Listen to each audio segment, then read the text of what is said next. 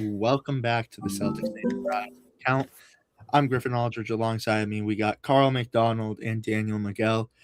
And you guys, I'm not going to lie, after we came in here after game 5, I was like, all right, fluke, let's get it done in game 6. But wow. Wow. Wow. Wow. I have no other words. I have no other words right now. Disappointing, the least. But I'm gonna hand it over to you guys really quick, and then we'll get into it. But Carl, we'll start off with you. Go ahead, Daniel, and back to myself. What are your initial thoughts after this rough game, to say the least, by the Boston Celtics? Honestly, you using the term rough is just putting it lightly. This was just obviously last game. I'm sorry, Putrid. putrid, putrid. Whatever other verbs, nouns you can come up with. This is more than just embarrassing. Abominable. Abominable. You know what? Just keep them coming because we need the thesaurus here because the dismay, the nonsense. I don't know how else to put into the feeling that I have that we should be strategizing right now. We should be resting right now. We should be recovering right now. We should be preparing for New York at this moment right now. We shouldn't even be thinking about a game with another game with the Sixers. Now we're going back home. Obviously, yes, home court advantage, but at the same time, you blew that. Home court advantage against a Sixers team that just got Joel Embiid back, who again just came back from appendicitis and surgery. This team was not really meant to do obviously big expectations, but not this big. Not to get to this point at all. And we talked about this before we even started, the podcast right now. We put too much expectations on the Celtics. We put all our eggs in the basket, and this is something that we'll live and die with, and that's fine. That's whatever. But I would hope that this investment, comes back to be something that's actually something that we can actually treasure here. But we can't do that tonight. We now have to prepare for a game 7 that should not be. And what else can you, really come out with that? Obviously, some of the performances out there. Derek White, teensy bit better, but still needed more. Vucevic, after this season, I don't see him as a Boston Celtic anymore. Jaylen Brown, again, great season, but tonight disappeared. A lot of it because of the fouls, but still. Jason Tatum, really hope he's not hurt, really hope he's okay and not dealing with another injury. And yeah, what else can you say? We're going to a game 7 that should not be. And winning here, or winning, whether we win or lose here, this is still something that we have to review, that we actually have to take in, because what is this? Just what is this? Yeah. As all Celtics fans know, we go into this season not having great expectations. So I think the season we had just kind of put us back up there to that 2024 team, even a little bit. Maybe no, I wouldn't say the 2024 team. I'd say more the 2022 team. That team that went up against the Warriors and almost did it. I think that's kind of the standard we're holding up ourselves as fans and for the team, just because of, again, the season we had after such low expectations. And it's just one of those where I wouldn't be mad at fans who are going to be saying now that they'd rather miss the playoffs entirely than go into the playoffs and go to game 7 in the first round. That's game 7, first round of the playoffs. That just cannot happen. And the fact that it's happening to a team like the Boston Celtics says a lot about what we need to do.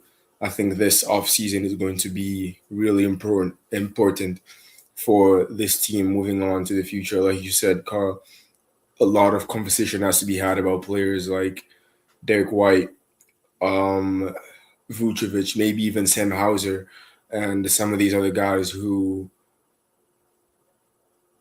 were expected to show up in times like this. Were expected to show up when we needed them most. Put on the cape, put on the mask, and head out there and show us who they are. But they've done the complete opposite of that.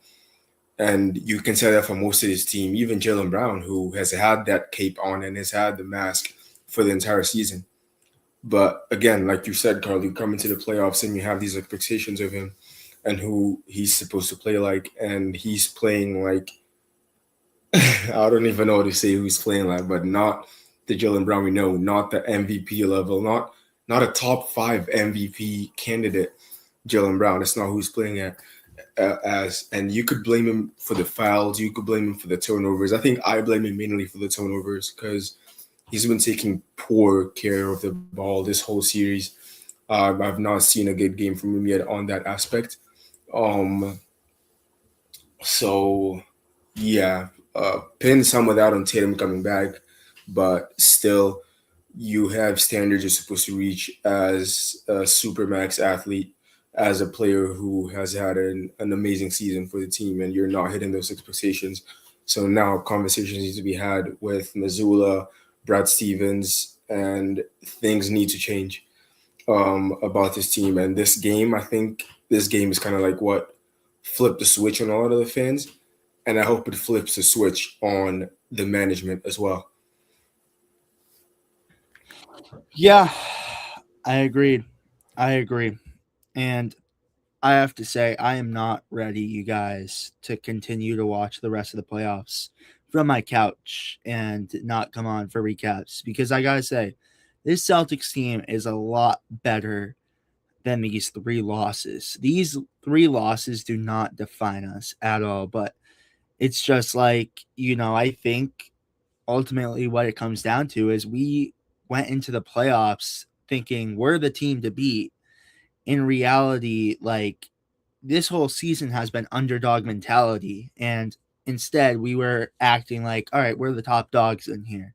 And you came in and you got beat in the head by Joel Embiid, beat in the head by Tyrese Maxey, beat in the head by VJ Edgecombe, beat in the head by Paul George. One positive takeaway I'll take away from this is we got David. We got David just hopping in. Celtics in 7, trying to stay positive. Have a good night, guys. Have a good night, David. Have a good day at work tomorrow. And hopefully, maybe you could be joining us for game 7 on here. But I got to say, the only positives I'm taking away from here is the Bus One boys. It shows you have something promising in the Celtics future. But it's like, I'm just worried about now. I'm worried about game 7. Like, this series should have been over in 5. You blow that one. You come to Philadelphia. The 76ers fans are getting into it. The team's getting into a rhythm. All right, I'm going to actually, now that we're speaking about this, I'm going to head it over to Daniel because you look at this, there's a bloodbath right here. And you see the 76ers, they're just draining shot after shot. And everyone hit so deep. But Daniel, if you don't mind getting into the quarters for us, because this is just putrid. Putrid. Again, we're using those words, Carl. Putrid, awful, disgusting, terrible, horrible, whatever you want to use. Tough game tonight. Yeah, no sea of green tonight. We instead get a sea of red, which coincides with the bloodbath, is a symbolism for a bloodbath, which was today's game. And then you get that little bit of spark of green there in that second quarter mark, but it just was not enough for this one. But yeah, first quarter, we end up leading 23-20. I thought that was a rough one, but we're still up, there's still a chance. Second half, they took us took us by the scuff, by the neck, and just like toyed with us the whole second half, and honestly for the entirety of the game until that fourth quarter. But yeah, second quarter, 38 scoring compared to 26. Third quarter, we score 14 points. That might be a record, if I'm not mistaken. I think if it's not a record, it should be a record. We had 11 last time, I think, right? Last game. 11? Oh, I didn't even notice that. Yeah, we had 11 last. That's crazy, but it is still third or fourth. Yeah. So that's the thing, Daniel. Like, sorry, I didn't mean to cut you off or anything, but it's just those one quarters that we just have been struggling in. You think about that, like you get up to 20 points or something like that, you have a little more motivation. Maybe this game is different, but even last game we had, I think, 11 points in one of our quarters. It's just been ugly basketball in some quarters. Like, you need to fight all four quarters. All four quarters. But go ahead, Daniel. Sorry, I didn't mean to cut you off. You're muted, by the way. Yeah, it's all good. After an abominable third quarter of us scoring only 14 points to the Sixers 24, we come back in the fourth quarter, mostly led by our bench guys and the bus one boys, like you mentioned, Griff, and we score 30 points, our highest in the whole game, compared to the Sixers 24.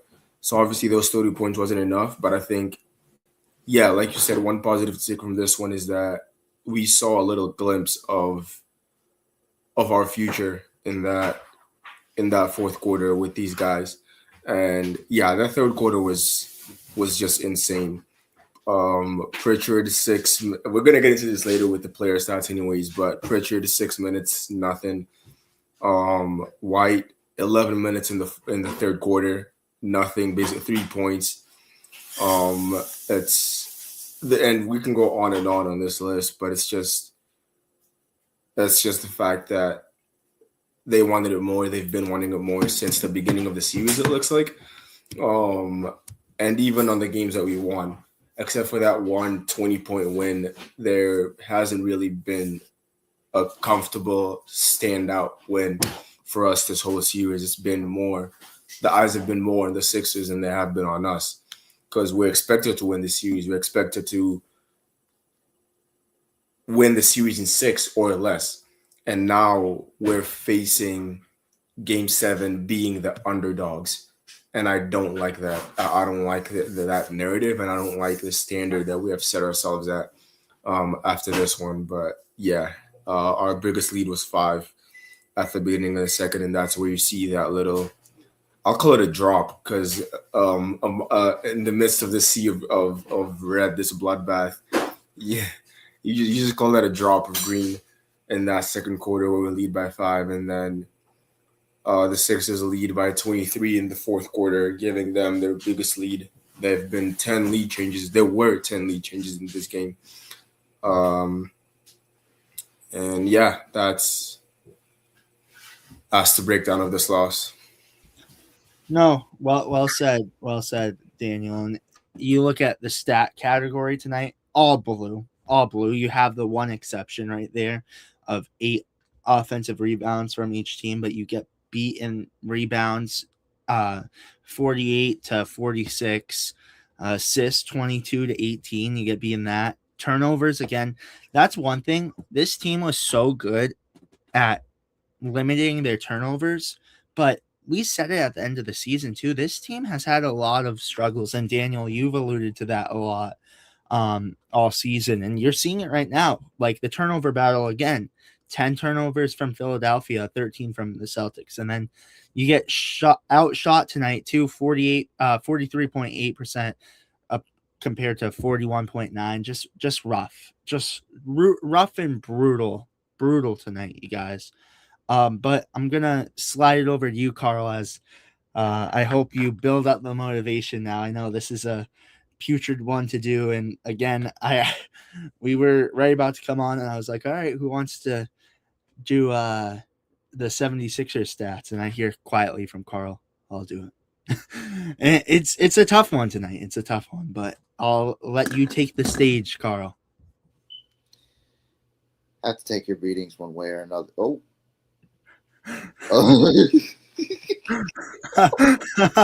I was letting you take the stage, Carl. This is a big spotlight, and especially for the Philadelphia fans. So I'm gonna let you take the stage, Carl. Let Philly throw their tomatoes as this is happening. 30 points on 50% shooting from Maxey, double-double, near triple-double from MB. Again, just came back from appendicitis and surgery and gave you the stat line. On 33% shooting, but still very much productive.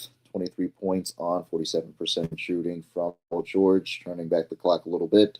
14 points, 8 rebounds, and another 9 rebounds, both from Kelly Oubre and VJ Edgecombe. Both were between 45 to 54% in shooting. Andre Drummond gives you another 7 rebounds, further showing that the Sixers beat us in that category. And although it wasn't much, it was still very bad. Yeah, again, got to take your beatings in the way that you take them, and there's that. The Sixers won because of the production of all these players. Yeah, thank you for that, Carl. I know you liked being bright and center. But for the Celtics tonight, Delano Banton came in at the end, 1 minute, 2 points. Other than that, nothing. Ron Harper Jr. So again, I was very high on him tonight, and I thought he was very good. You know, got that technical at one point, but that was a crazy call. That shows how the game went, though. 3 points, 3 rebounds, a steal, shot 33.3. Again, future is bright for Ron Harper Jr. I just want to say that. Vooch. You know, only played 14 minutes, and that's because how awful he was playing in those 14 minutes. 2 points, 2 rebounds, assist, and shot 20%. You know, when you're a veteran in this league, especially how Vooch was, I expected him to be a lot better. But what are you going to do about it? That's a podcast talk. And again, Carl or Daniel, whoever said it, I don't expect him to be on the team next year either. I don't. It's like, is he even worth bringing back? I don't think so. Another bus one boy in there, Baylor Shireman, bonfire. Baylor in 15 minutes had 5 points, 3 rebounds, assists, 2 steals, and shot 50%. Again, really solid night from him, being able to come in and do the work when the starters could not. Sam Hauser, 21 minutes, 5 points, 4 rebounds, 1 assist, shot 33.3. Again, we just need a little more from Hauser too. It's like, if you're starting in there, it's like, this is one of our starters. And it's like, if he can't produce, then why is he even out there? Why is he out there? Why is he a starter? Like, I'm telling you, I would prefer to go double big even. I would prefer to have Namey and Garza out there over Hauser, because I think even at times Garza's a better 3 shooter than Hauser. I like I don't know. Jaylen Brown tonight, 18 points, a rebound, 2 assists, shot 41.2% in 28 minutes. Rough night from Brown. Again, not playing like his MVP caliber self. This whole series hasn't. So we need something from him in Game 7. There's something with Brown as well that I forgot to mention. The free throws. Oh my gosh! Like, you gotta hit them. He goes 2 for 6 tonight. Like, that's similar to Game 5, where we're just missing free throws. You make all of them, or at least most of them, and it's a closer game. But we missed 7 tonight, which doesn't seem like a lot, but it is a lot. It would have made this a 6-point game. Looking at the score right now, you make those free throws and it's a 6-point game, a lot closer than it is right now. Crazy. And also the fouls and turnovers. It's just there's a lot that you can do wrong, and he's doing all those wrong things, and it's just pissing me off. The fouls, especially, and complaining about them. It's like, I get it, but at the same time, you're the leader. You're one of the leaders of the team. Let it go. It's the playoffs. It's fine. Exactly. Yeah, exactly. You have to have a short memory. Like, it's like, all right, I get it. One call didn't go your way. But that's the thing I value about baseball, is a lot of the, like, it depends obviously on the game for sure. But it's like, all right, you get strike 3, you know, you're still gonna come out in the game. You might complain to the ump for a second, but it's like, you're going back out on that field. You have to. unless you get tossed, I guess. So it depends on circumstance. But it's like here, it's like just shut up and play at times. It's like Same with Tatum sometimes. Like in I, game 5, it I'm was the with same you. thing about Tatum. Like I was about to complaining to the say, refs isn't gonna do anything. Like how long is it gonna teach you guys to realize that all you're doing is either getting a tech or getting so upset that it messes up your mental, like it messes you up mentally for the rest of the game. And the same thing just keeps happening again and again and again. Like, are you guys 4-year-olds? You need to tell you guys that not every single thing, whether it's a foul or not, needs to. The reaction doesn't have to be you going to the refs. Keep playing. That's all I have to say. No, I agree. But Jordan Walsh, again, another bus one boy. Phenomenal play tonight in 19 minutes.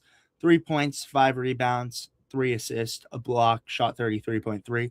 And I know Harper, Garza, and Walsh, they all have small sample sizes, Shireman, but it's like the stuff that they did off ball just helped tremendously. It's like I said it last recap too.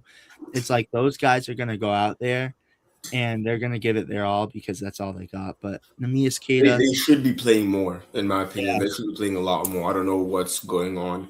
Like, I felt good about the first 2 games of the first 3 in terms of rotations, but after that, I was like, Garza is only getting 6 minutes a game, and I don't care if he's gonna get smoked by Embiid or not. Like, give me something different other than Vooch. Same with Derek White. Give me something different other than him. Go Baylor. Go Baylor, go Ron. We have Hugo. They can throw in Hugo just to throw things off. And I literally said to you in the for a podcast, reason. Garza needs more minutes. We have depth for a reason. Why not use it?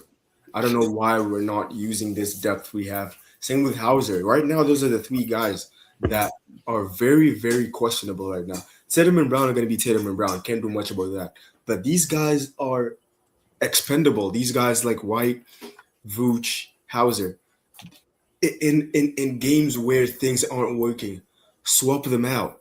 Show them that your position is on the line right now because there are players on the bench that wanted more than you. There really are players on the bench that wanted more, and I don't know why Missoula is not looking at them for more minutes.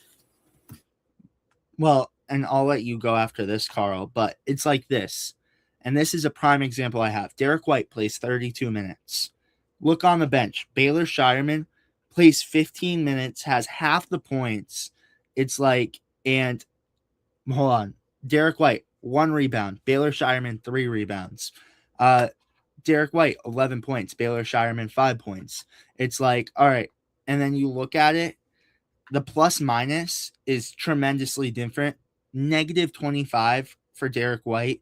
And you look at Baylor Shireman, positive 2. It's like just 50% from Baylor. I get it. A lot different shots. 37.5 from Derek White. It's like, just give him the minutes, like I know it's playoffs and Joe Mazzulla is not going to switch it up. And like, I know we're complaining about it a lot, but he's obviously going to go with the guy he's trusted for ever since Mazzulla's been a coach. Derek White has been on his team, and that's been a guy he put his faith into. But it's like, I don't know. I would switch something up. I would. And this is kind of what I was alluding to. I didn't say it much, but in the regular season, we didn't see much from these guys coming up to the playoffs. I think legit, like the last 10 to 15 games, we should have seen more from Shireman, Ron, Garza. But again, he stuck to what he knew. He stuck with White. He stuck with Hauser. He stuck with Vooch. Well, Vooch was injured, but we needed to see more in the regular season, especially towards the end of the regular season from guys like Shireman, Ron, and Garza specifically, because I think that also impacts the amount of trust you have them come playoff time. I think right now, maybe you didn't trust them enough. That's only because they haven't had much time in these positions to be given that trust by Mazzulla. And I think that one specifically is on Mazzulla for not playing them enough, especially near the end of that regular season.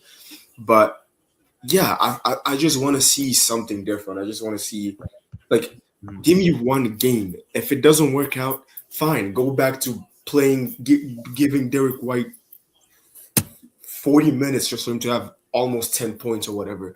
Like, Go back to that, but give me one game, please, just one where you trust these bench guys to do the job, and I bet you they do better than, or at least a similar level to the starters. Carl, did you want to add on to any of that? Just pretty much echoing what you guys said. Could have shifted a little bit there. Could have figured something out there. Could have thrown off the rhythm of the Sixers in some way, and somehow by throwing in these guys, and you didn't even have to do it for that long too. You could have still had your starters having all the minutes in the world while giving these bench guys an opportunity to prove themselves and show that hey, they can be capable of helping out this team even when they're not giving you all of the points or even giving you all of the rebounds. You know what I mean? Or even the best defense. Just them there, could have made some type of difference. And you could have ran with that. You not only in this game, but you could have done that last game too. And even in the other games too, even in the games that won. This shouldn't be happening where we're only relying on our starters, mainly Jason Tatum and Jaylen Brown, because some nights, like tonight, they're not going to give you their best, and that's not going to be guaranteed always. So, something should have just changed up. Yeah, but did you have anything else, Carl? Perfect. Continuing on that list again, I love Kada, but again, it's clear Kada is not playoff ready. Fouls were rough tonight. Played 20 minutes, 4 points, 11 rebounds, 2 blocks, shot 40%. Again, I just don't think he's playoff ready yet. And that's fine. We didn't see him in the playoffs last year. We didn't see him ever in the playoffs. These are his first ever real playoff minutes. He's had a phenomenal season, and I'm not going to give him crap because I think, he's not ready. He's not ready for the bright lights yet. But who do I think is? Luka Garza. And I think, you got to keep giving him minutes because tonight, 14 minutes, 9 points, 2 rebounds, 1 assist, shot 80%, positive 6 on the plus minus. Give him Vooch's minutes, give him Kada's minutes. I don't care. Get him out there. Get him out there because he is doing positive things for this team. Give him White's minutes, House's minutes, anyone's minutes, but he needs more minutes. Exactly. Play him point guard if you need to, even or something like that. Just I know. I'll take him over Derek White as our guard there. He shoots enough threes. I love it. But you guys, we all alluded to it. Derek White tonight, better night, but not what we need. Played 32 minutes, 11 points, a rebound, an assist, 3 steals, shot 37.5.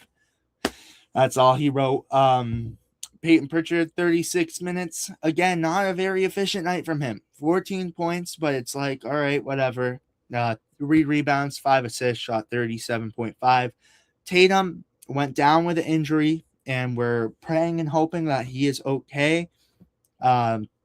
In 29 minutes, had 17 points, 11 rebounds, 3 assists, shot 46.2%. And Tommy even put on our CNR story, the team was relying on Tatum, and I agree. But this is a team where Tatum wasn't here to begin the season.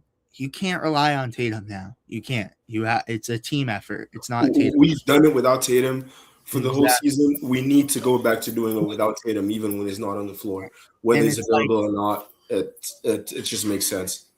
And it's I hope he plays game 7, and I think he will. But it's you need to be prepared if he's not, because I wouldn't be shocked if game 7 comes and Tatum's not available. Do we get blown out? What happens? But I'm hoping we see Tatum. But I built up some anger after that. But there's positive things. Game 7, everyone loves the infamous game 7. So whatever. A series that shouldn't have went to 7 just went to 7. But what are your final thoughts? We'll start off with you, Carl, and go to Daniel and back to myself. Final thoughts after this tough loss tonight. Like Carl Weathers' Apollo Creed said in Rocky 3, there is no tomorrow. There is no tomorrow. So you have one more chance. If you don't take this chance, if you don't take this opportunity to at least work your way to a Game 7 victory, that's it. Everything you fought for this season definitely will be memorable, but memorable for the wrong reasons. And we really do not want that. I really want to play a second round matchup against the Knicks. I really want to get to that point. But first, we have to continue to go through this fire and somehow in some way come out of it, even with us being scarred. We're gonna have to figure this out. We're gonna have to play like we've never played before. We need to win. We need to win. Yeah, I said this about Game 5. I was like, oh, I'm so excited. We're going to be home, and all this, all that. And it ended up being lost. So I'm a lot less, like, ecstatic about Game 7. Just because, yeah, we're back home, but we've lost when we're home. What is it, 3 times now? Has every one of our losses been at home? I think so. No? Oh, No. okay. Because we won tonight. We lost tonight in Philly. Oh, got it. Yeah, I wasn't even thinking about that. But yeah, 2 losses at home, 2 losses at the Garden, and it's becoming less of a fortress, especially in this series. So yes, we'll be home, but Sixers are going to be the Sixers. So I just want us to win, put up a fight, go out there, hustle, do something more than you've been doing this past 2 games. Prove to me why I had such high expectations for this team before the playoffs. Prove to me why we're here. Prove to me why this team exists, why I'm a fan of the team. Just go out there, fight, and get that win. Whatever needs to happen, happens. And Missoula, open your eyes to changes, please. Open your eyes to making changes if things aren't working out. That's all I ask for. And this time, actually put a basketball hoop in the plane and have these guys shoot free throws. That's all. Go Celtics still. It's still go Celtics, by the way. It definitely is. But go out there and win. That's all I'm asking. And in addition to that hoop, play audios, noises of what the Sixers fan base were saying last night. We want Boston, Yeah. Boston stuff. You need to imprint it in their heads. Even tonight, that Celtics sucks thing. Yeah, You guys are taking my take. Have them do that all day, and show me if they really believe that they suck or not. I don't know. If they end up losing, then I don't know. I don't know. I think Missoula needs the machine guns on the plane again, and I think they need to start running laps. Wait, Carl, do you remember? Yeah, because you gave a little confused face. Have him do suicides again. Bring back suicides. Yeah, he was playing like military sounds. It's like, do we need to do that on the plane? Wait, do you remember that, Carl? I don't remember that, but it sounds funny. Oh, all right. It was on a podcast. I think it was Luca Garza saying it. During Celtics training camp this year, Joe Missoula had machine guns and grenades and stuff, bomb sounds going back and forth while they were doing suicides. It's like, do we gotta do that on the plane? Like, wake up, we need to do something. Yeah, exactly. Have them do suicides like in the warm-up or something like that, or like I'll practice tomorrow before the game. But anything that can make these guys at least go out there and try, just do it, please. Yeah, this is my final takeaway, and you guys took my thing right there, but it's okay. You know, you're not only playing for Celtics now, you're playing for Boston. You're playing for the city. They chanted today, Boston sucks. They didn't say Celtics suck. They said Boston sucks. They're not only playing for themselves now, they're playing for the city. Like, let that sink in. Those chants were so loud, guys. I could walk out the door, shut my door, and my TV was wasn't that loud. You could hear those chants from Vancouver. Like, you could hear them from, I don't know, the Bahamas. Like, those. That's another thing too. We need to be loud. We need to be loud in Game 7. It's going to be at home. We need every fan to get out there, put on the shirts, and lose your voices. Yeah, because I gotta say, that needs to be imprinted in their head. Boston sucks. We want Boston. It's like, let's prove something. Let's prove something, guys. Carl, go ahead. Another thing too, like you said, we're playing for Boston. Remember the fact that there were expectations of us this season to have a gap year, not even make it to the playoffs, but also the Patriots losing in the Super Bowl, the Red Sox not playing their best. It's like you said, Griffin, this is more than just the Celtics winning.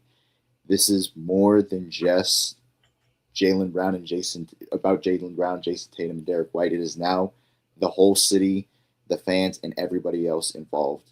Maybe, when I started this whole believe in Boston shtick, it was, more about surviving the regular season than it was, getting farther and farther than we thought we would, to the point where we would find ourselves in the playoffs. Maybe this is what it means to truthfully believe in Boston, not just, going through this adversity, this different type of adversity now, but still finding a way to stick with the team, despite the fact that, again, we should not be in this position. Like Daniel said, we're still going to ride with the Celtics. We're still going to go down with this ship, but we're going to look to have this ship still sail and make their destination, hopefully soon, to New York. Well said. Well said, you guys. Knicks advance. I'm ready for this matchup. I was gonna say at least we're not the Hawks. That's gonna be my last statement. At least we're not the Hawks right now, and if we better not be the Hawks in Game 7. It needs to be the opposite. I agree. We need to make a statement. Make up for the past 2 games. Make up for these Celtics fans. Geez, emptying, going broke from the prices, especially with a Game 7.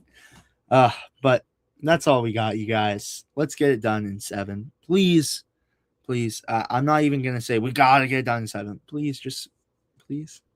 That's all I ask. But with that being said, you guys, tune in after the most fun Game 7 next this Saturday. So tune in after the game. We will bring you guys the recap. But that's going to be it, you guys. Thank you so much for watching. Make sure to like and subscribe and turn on post notifications to be notified every time we upload. We will see you guys with the next one. Peace, you guys.